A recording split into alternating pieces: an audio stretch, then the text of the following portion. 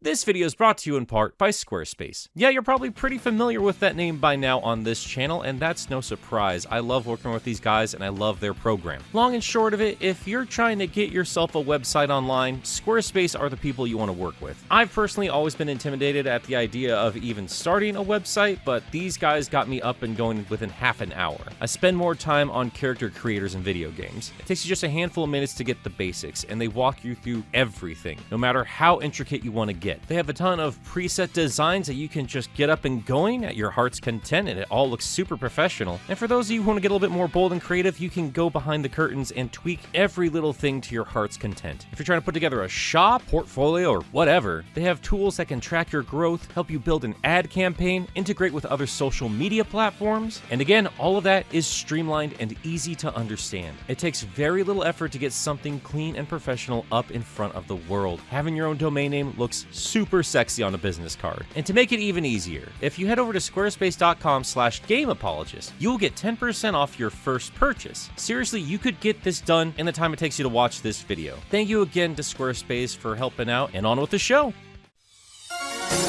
There are a few games I cherish more than Sonic R. It's always going to show up in a top 5 favorite Sonic game list for me. And yes, I know it's not a good game, not really, but when you consider the limited releases on the Sega Saturn over here in the West, especially if you were a starving Sonic fan back then, you had to take what you could get, and R was, at that point, the most varied 3D Sonic experience you could play. So I learned to love it, and of course I was eager to find all of its secrets that were teased with its character select screen with half of its options blacked out. Who were these characters? We didn't have many options in the early days, and even in 1997, when I was still a kid, I knew better than to expect the likes of the Freedom Fighters, and I do distinctly remember trying to guess at what characters these mystery racers could be. My assumption was, and would later be confirmed, to be robotic versions of the main characters, sans poor Amy. I could easily guess that one of these was Metal Sonic, there's no mistaking those crescent quills,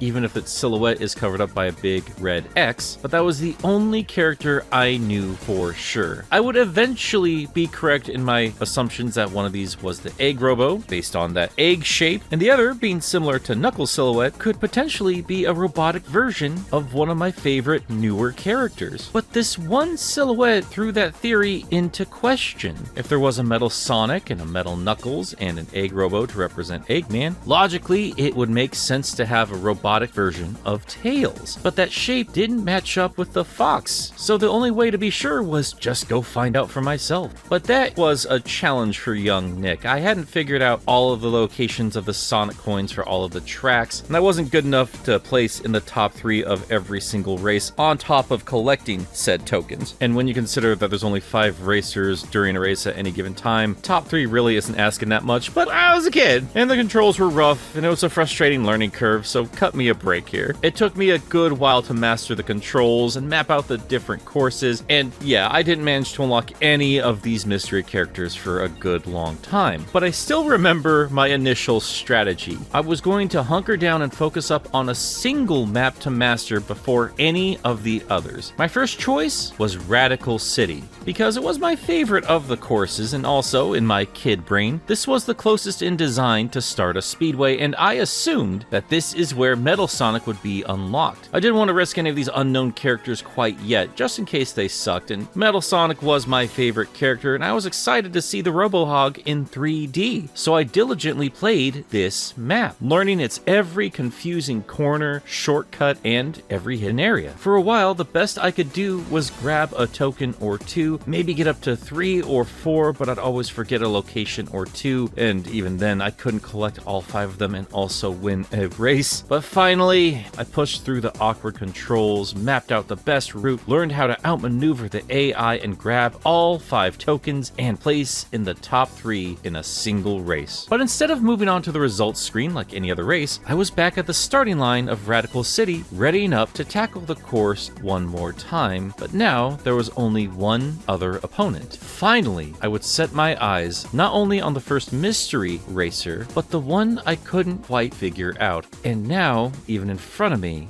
I still didn't know what to make of this. Because this wasn't Metal Sonic. It wasn't the Egg Robo or my yet-to-be-confirmed dream character Metal Knuckles. This was something else. Something I guess I kind of expected, but not like this. It looked like Tails, but it was just wrong. Very wrong. I only had a few seconds with this strange floating thing on the screen before we were off to the races. But instead of running like any other on-foot character, the arms and legs of this orange pile of polygons limply swayed back and forth, the feet having nothing to do at all with this foot race. I tried to race it, but I also wanted a better look at it, but it weirded me out to the point where I also kind of wanted to keep my distance. Just what was this supposed to be? Well, I wouldn't quite figure out that mystery here, because even though I finally got the swing of things with this game, I wasn't quite good enough to win this race, and I wouldn't be good enough for quite some time. And honestly, I wasn't quite sure I wanted to jump back into Radical City to face that thing again. Sonic R was released in a world of fuzzy CRTs and early, chunky 3D graphics, so while I could make out some details here or there, I still didn't have the clearest of pictures on what the heck that thing was supposed to be. But I had seen enough to have it really creep me out. Its eyes were blank, unaware of its surroundings, its face devoid of any emotion, and even though it was shaped like a living thing, its arms and legs swayed lifelessly and it floated like a ghost, and yet somehow moved through the race with a swift determination, so much so that it handily beat me in our race. So yeah, it creeped me out, but it left me curious. Was this truly a Tails robot or some sort of fake Tails? The colors were right at least, but that bloated face made me think otherwise. Still, as curious as I was about this creepy creature, Little Nick was now more determined than ever to see what was left to be unlocked, because while I did correctly guess that this was indeed a copy of one of our heroes, I sure as hell did not expect this raggedy little nightmare. I had to see what else they cooked up. So I carried on with the rest of the game, learning the maps and token locations, going on to see my precious metal Sonic in low poly 3D for the first time, and confirmed the existence of the dreadlocked dreamboat Metal Knuckles. Also, the Egg Robo was here, and that's nice, I guess. And I learned as I won those races, not only can I play these characters, like every other unlocked racer, I could then take a long look at the character model on the selections screen. So I had seen all of the characters, and after Metal Knuckles, I can say, as a fan, I had been thoroughly serviced. But now it was time to satisfy my initial morbid curiosity. Just what the hell was living in the city? Was it even alive? So I set off to hit the streets and race that creepy puppet thing, and it was only appropriate that I do it with Tails. And after collecting all of the tokens, I found myself face to face with my doppelganger. The race was still a challenge, but it had become far less after mastering every other course. And our two-tailed buddy managed to win against his plush double. And finally, I could take a good look at this thing. Outside of an ominous red jewel at the end of an antenna, this was indeed a plush or a puppet or a toy of some sort. It had a large zipper on the back, crude stitchwork, and there was more than a few things that indicated that this was indeed Tails. The orange color aside, obviously there are two Tails. That seals the deal. I just wasn't sure at first because of the Sonic shoes. That was an interesting choice. And this face being so off-model compared to the real deal. That big, wide nose made me think this was more a teddy bear than anything else. So in my head, I called it Teddy Tails. And as far as I'm concerned, the alliteration makes it a much better name than the real thing. But back then, I didn't have a name to work with. Seriously, I didn't even know the name of Metal Sonic back then. I had heard it both as Metal and Mecha. Western Sonic media was not consistent in the early days, and Sonic R did not display the names of your characters, and the instruction manual was no help either, but then again, it didn't spoil any of the secret racers, so I guess I appreciate it on that level. But all of this just added to the mystery of this thing. It's just so weird. Everyone else had a robot double. Why on earth did Tails get a creepy toy? I wasn't sure where to look for answers. I didn't have internet access back in the day. Not consistently, anyway. Even if I did, I was too young to know where to look. It wouldn't be until years later I'd learn this was simply known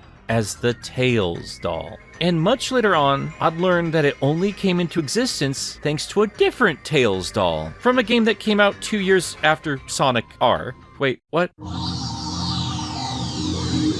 Yeah, it's kind of crazy realizing that Sonic R and Sonic Adventure really did not release all that far apart. One was in 97 and the other was 1998 in Japan, but I wouldn't see that game till late 99. Adventure was in active development the same time as R, and a background designer, Yoshitaka Miura, apologies if I'm butchering that name, tend to do that, he had created a Tails dummy that you can see everywhere in Gamma's opening training level, and that doll was used to inspire the role of the Tails doll for Sonic R. Now, looking at the sources for this info feels like this could potentially be a little bit of a miscommunication, since we have Yuji Uekawa listed as the character designer for Sonic R. So it's possible that Yuji reinterpreted Yoshitaka's initial design and created the finalized Tails doll, but we don't have that confirmed. It's possible that Yoshitaka whipped up the final design himself. It could be that straightforward, but either way, we wouldn't have the doll without Yoshitaka and his work on Sonic Adventure, and that's just weird. It feels like a time-traveling doll that almost kind of works for how weird and creepy it is. And hey, you might imagine that Little Nick was disappointed to not get a metal Tails, but I'll be real, I thought this was super weird back then, and I loved it, and I still do. I've talked about how Metal Sonic feels like something more than just a robot copy of the Hedgehog. It's like a sinister, metallic, ghostly skeleton with his evil, glowing eyes and sharp-bladed points, and he spends more time hovering than actually using his legs. He has an eerie, otherworldly presence with him. And Tails doll takes that a step further and then wraps it up in a children's toy. It's just so obviously trying to hide something, and it's so crudely put together. It barely looks like the actual Tails. Hell, it isn't even technically a robot. Everything exists in the red gem, and the rest is just a doll, at least going from early descriptions of this thing. It's so creepy and so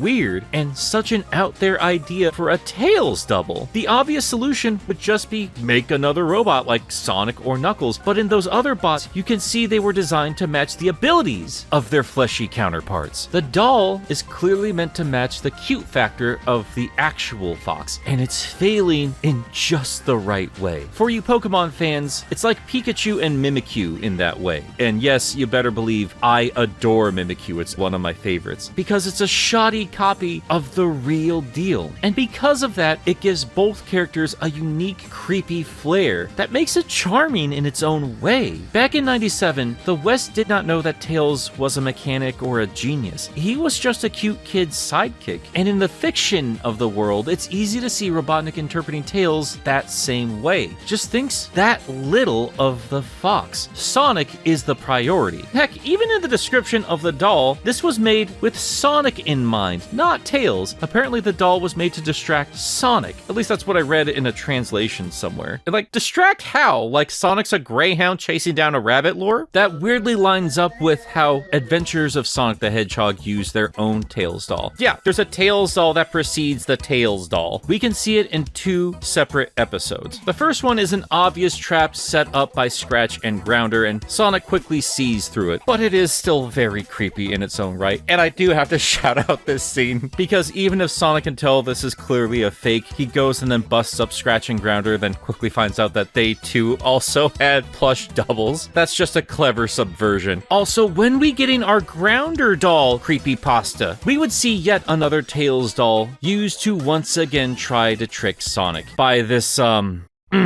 yeah, we're gonna have to talk about this cartoon at some point. But back on track, this is really all we had for the Tails doll for a while. And you'd think that Sega would take advantage of that to make a real Tails doll. But as creepy as it is, maybe it's for the best that— oh my god! No, I didn't summon this by calling it at 3 a.m. This is an actual official Tails doll. Well, okay, Sega has never released an actual Tails doll based on the character Tails doll. This is a Tails doll based on Tails. I think I'm losing my mind. This is the Sega World Sydney Tails plush. This is just a Tails plush that was closest to resembling the cursed character from the racing game. I desperately want one of these ugly things. It reminds me of those Ninja Turtle and Mario plushes from the late 80s and early 90s. I have so much nostalgia for these hideous things. Do you think my Donatello doll is cursed? It's all pretty cool stuff, but in both of those cases, that's not the Tails doll. The But thankfully, we have no shortage of the doll in extended Sonic media, as he's been making a bit of a comeback in recent years, popping up in little cameos here and there with LEGO Dimensions, Minecraft, and of course, you better believe the comics got a hold of this thing as well. If you've checked out my coverage of IDW Sonic, you know I've already made mention of the doll, as there was an arc where Sonic and pals ended up in something resembling the Backrooms and in a town filled with creepy dummies, which I felt resembled the infamous plush. We even saw the doll that inspired the doll in this run of comics. That's pretty cool. And thanks to the release of the 30th anniversary special, we were properly reintroduced to the Tails doll, as Eggy used it as a literal doll and as a spying device. I don't know how I feel about it having a camera built into the eyes. From almost everything I've read, the doll is supposed to just be a doll, as I've already mentioned. That kind of takes away from it a little bit, but that camera's far less intrusive to what Archie did with the doll. I'm not going to spoil the bigger story. That's what Sonic Speed Reading is for, and we will wait till we cover those arcs. But while the world was burning to the ground thanks to all kinds of powerful robotic versions of beloved characters, the Tails doll just sat lifeless among the debris. This is the first time we would see this thing in official Sonic media in years, and this is how they presented it, and I gotta tell you, I love that. It's so unassuming. A seemingly innocent toy lost during the destruction of a city. A toy that Cream would find and carry with her, unaware for a good long while of its stealthy, destructive capabilities. But it was eventually found out and finally cornered, where it would turn into a monster that would make H.R. Geiger blush. I'll be honest, I felt like this was trying a bit too hard. I appreciate what this monster is trying to represent, how a seemingly innocent front hides a truly hideous truth, but it's the unknown mystery that makes the Tails doll so creepy. Without that illusion, it's just another vagina with teeth, because as we know, all of them have teeth. Also, this is where they ended the story for the Tails doll before they completely rebooted the entire universe, so guess all of those guys are dead. The reboot kicked off with this same monster attacking the city, so they did give us some sort of closure, letting us easily transition from one universe to the other, and giving you a fair assumption of how things would have wrapped up if that initial universe carried on as usual. I know this is all very confusing, but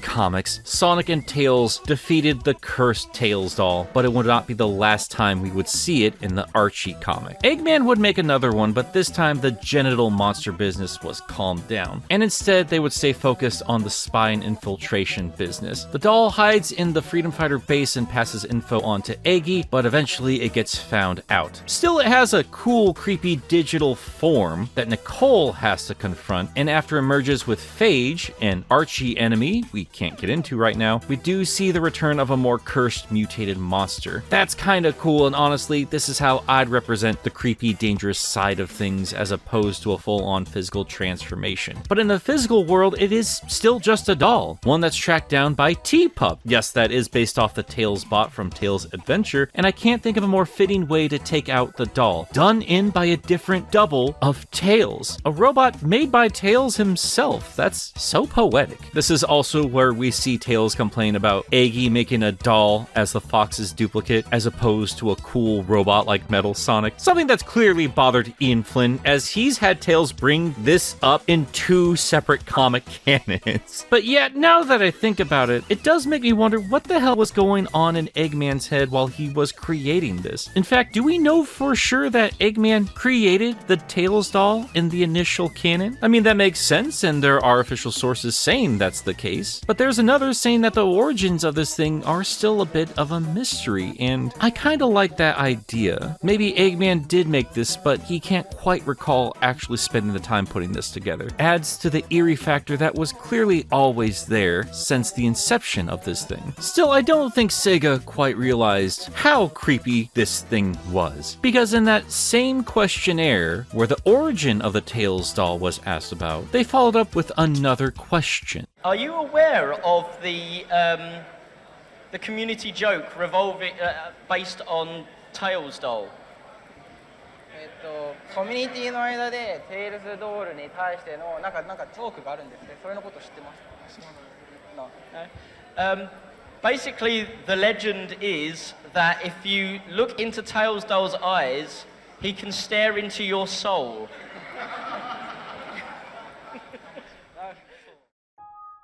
That is the other half of this story, and to many, the most important part of the story. See, while I didn't have a lot of information about this doll, that curiosity still carried on throughout the years, and my curiosity was piqued once again after the re-release of Sonic R thanks to the Sonic Gems collection. I went online to learn that I wasn't the only one curious about the Tails doll. Far from it. Where I thought I was the only one who remembered this creepy character, it turns out people had been talking about this thing since it was released in 1997, and in the time since, it had built a following, one bigger than the game it was spawned from. The Tails doll had gone on to creep out a new generation of kids growing up right alongside the internet, using it as inspiration for some of the earliest creepypastas out there, spawning the infamous Tails doll curse, which had the doll be all bloody and scary and creep out at dad. I don't know, something like that. Look, I could do a full video documentary about the curse or the fan animations, all of this stuff. It is incredibly important. Look how big Five Nights at Freddy's is. Of course the Tails doll was going to attract attention. Would Freddy be as popular as it is without the doll being as prevalent as it was in early internet days? Would Sonic EXE exist without the doll? I don't know. You can see some connections there. But the fact of the matter is, I was just too old to get into any of this. I was not a part of this generation who grew to love this character and build their own lore, stories, and projects inspired by this expressionless doll. I was already out of high school the first time I saw this famous bloody Tails image, and I'll be real, I thought it was pretty silly then, and I can't pretend to be creeped out now. So I don't think I'm the one to tell that side of the story. There have been other YouTubers out there who have gone on to deep dives about that initial curse, and from what I can tell, nobody's even sure where this originated. I think that's kind of incredible. Yeah, we do have answers for who created the initial Tails doll, but even with those answers, be it for the curse, or for the fiction, or for the real world design, we're still not 100% sure on any of those answers. There is still an air of mystery to this thing, and I think that's pretty incredible. And I certainly respect the hell out of the legacy built by a generation of fans trying to creep each other out. I'm just not the guy to tell that story. That needs to be told by the people who were impacted by the doll in that way. But,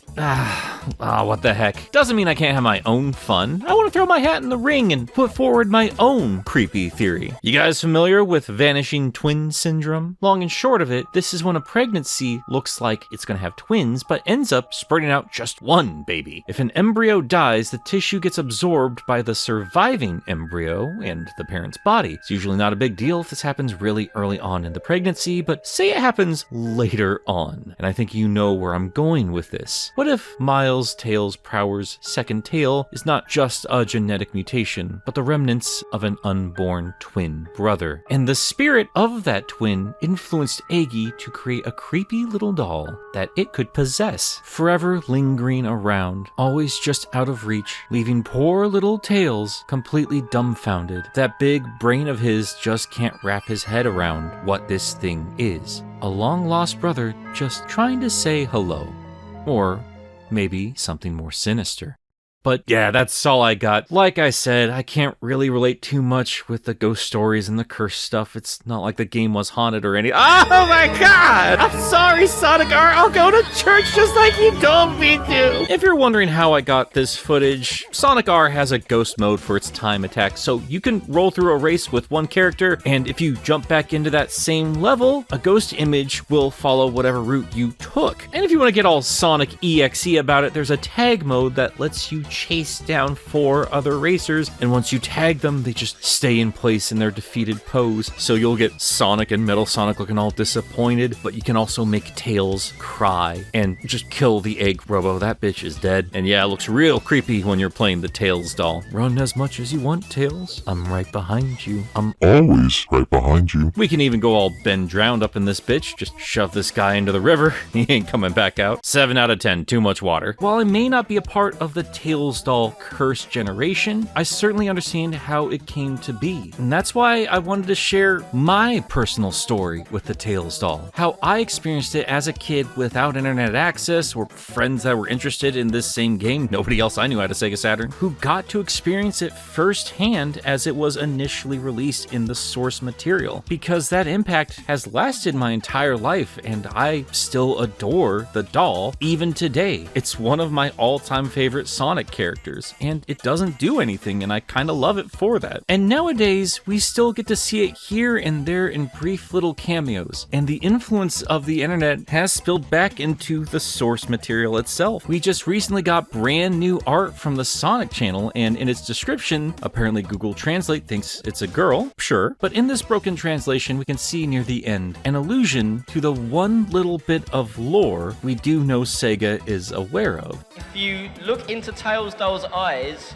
he can stare into your soul. I did feel Sonic Frontiers Final Horizon DLC missed an opportunity with that Dark Tails clone that you see in the new cyberspace levels. That easily could have been the Tails doll, but as it turns out, they were saving the doll for another game. In Sonic Superstars, where they brought back every other Sonic R character, if you look hard enough in Pinball Carnival Act 2, you can find the doll. Finally, in a classic-styled side-scrolling Sonic game, in the one level with a haunted theme. A level that's clearly putting on a show. Nothing's actually haunted here, it's just a theme park. All the badniks are draped with cloths to look like ghosts, but the doll stands out. Sure, it can be seen as an Eggman creation, no doubt, but there's still something otherworldly about it, isn't there? Something that could potentially be truly haunted in this fake theme park. Because once you touch it, it disappears, leaving you with a little reward.